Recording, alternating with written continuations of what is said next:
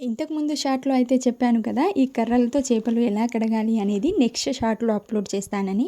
So, దీన్ని explain చేయడం రాదు కాబట్టి వీడియో మొత్తం చూసేయండి.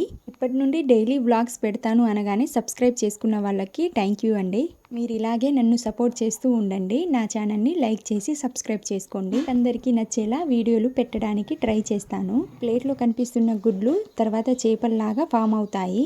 ఇదైతే చేపల నుంచి వచ్చిన వేస్టేజ్ అన్నమాట. చేపలని క్లీన్ చేయాలి అన్నా తినాలి అన్నా చాలా ఓపిక ఉండాలి అనేదే నా ఒపీనియన్. నాకైతే అంత ఓపిక లేదేమో బహుశా, అందుకే నేను చేపలను ఎక్కువగా తినను. బుడ్డోడికి ఫుడ్ అయితే స్టార్ట్ చేశాము తినిపించడం అనేది. ఫస్ట్ తినిపించడానికి చాలా మంది టెంపుల్కి లేకపోతే వాళ్ళకు నచ్చిన ప్లేసెస్కి వెళ్తూ ఉంటారు.